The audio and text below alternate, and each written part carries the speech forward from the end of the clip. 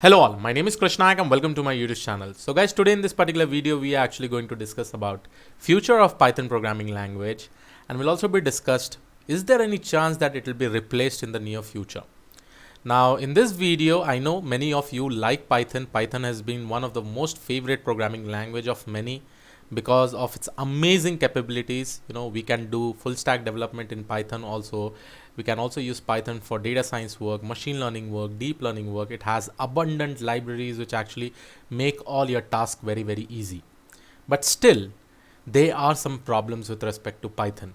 And based on that, we'll be trying to discuss what will the future of Python look like. When I'm saying future, I'm just not talking about 1 year or 1.5 years, probably after 3 to 4 years.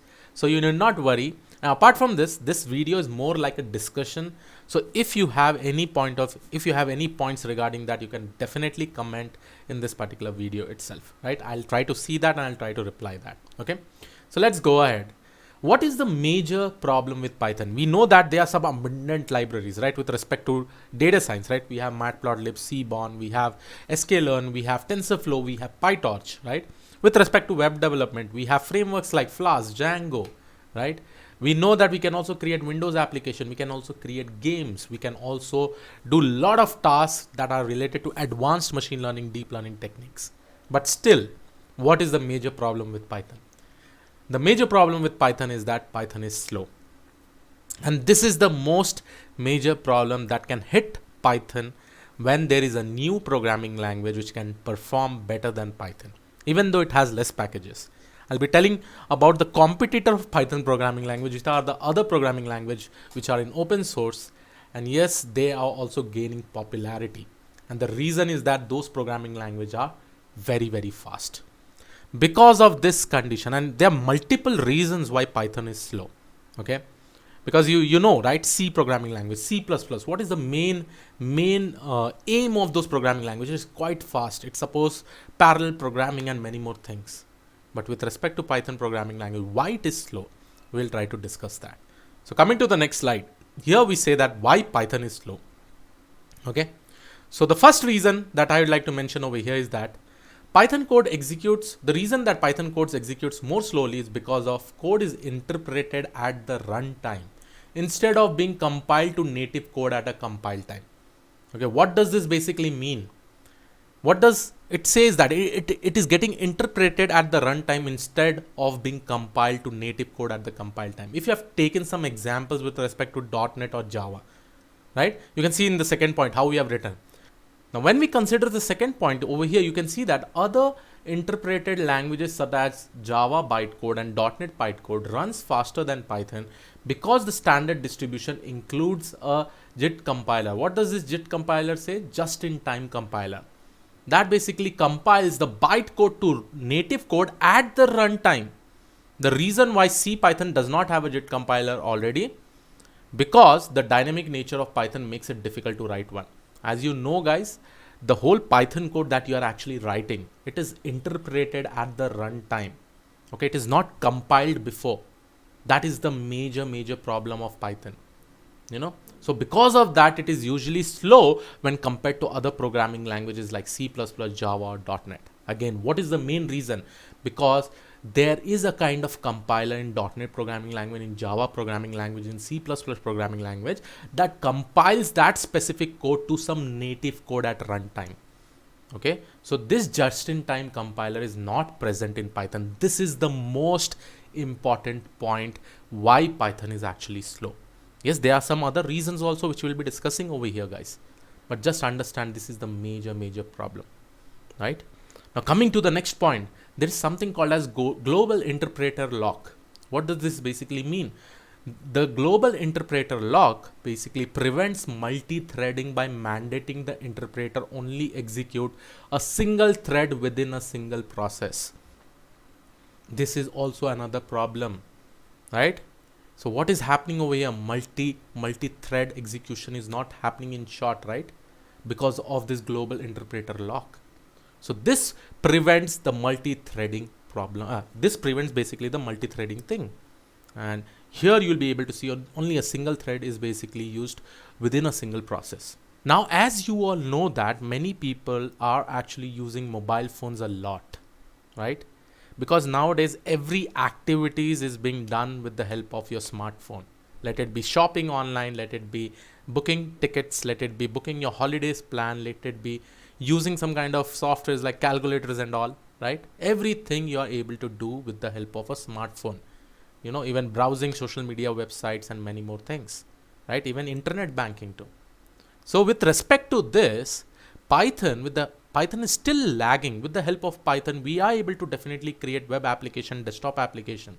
But with respect to mobile applications, Python is definitely lagging. Okay. And that is a minor effect. Still, I'll say you that is just a minor problem, not a major one. But this can also be considered because there are some other programming languages that are coming up which are compatible with respect to desktop, web-based, mobile, all the things. Right? Now, going ahead, which are the major competitors? Like what programming language can replace Python in the future? And again, I'm telling you guys, this three programming language which I have listed over here is pretty much amazing. Julia, the first programming language I'd like to discuss, Julia programming language, and this programming language can replace Python in the upcoming 3 to 4 years for the data science work, for the things that we do in machine learning or deep learning. Because Julia is an amazing programming language in terms of speed, right? It is pretty much faster when compared to Python programming language. Right now, the Julia programming language, again, it is an open source. The community is also growing now, and with respect to Julia programming language, guys, the only problem right now is that it is having less packages when compared to Python. So many people are still working on Python, but yes, the packages are also increasing. The libraries are also increasing in Julia programming language. So probably in the upcoming 3 to 4 years, I think Julia will be a major competitor programming language for Python itself. So here you can see that Julia is a very new language that competes heads on with Python. It fills the gap of large scale technical computation. Usually one would have used Python or MATLAB and patched the whole thing up with C++ libraries, which are necessary at large scale. Now one can use Julia instead of juggling with the two languages, which is pretty much important.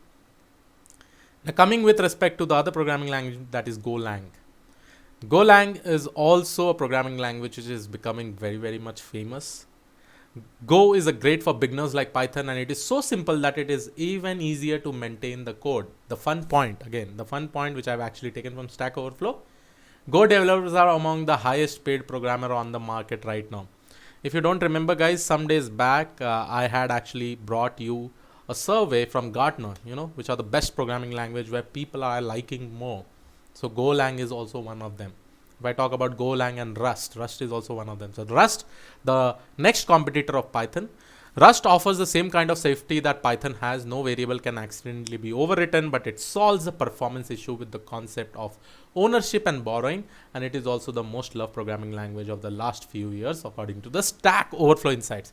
Regarding Stack Overflow Insights also, I had made a video in my YouTube channel, guys, and there Rust programming language was in the topmost position.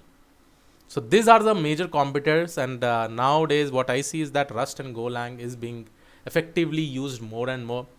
And when I talk about web development, mobile development, with respect to desktop development, Rust and Golang is actually taking place.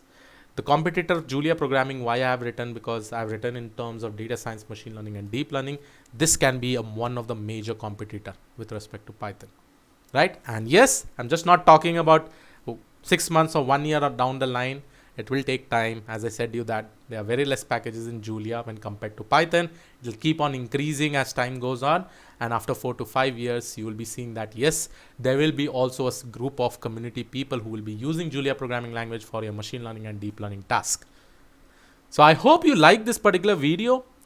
And one more thing, guys, thank you for the 250k subscribers. We have just reached it today. It was pretty much amazing. Thank you for all your support. And I'll keep on uploading videos, keep on uploading amazing videos. I'll be taking up your request and uploading more and more videos. Thank you for all the support. I'll see you all in the next video. Have a great day. Thank you and all. Bye-bye.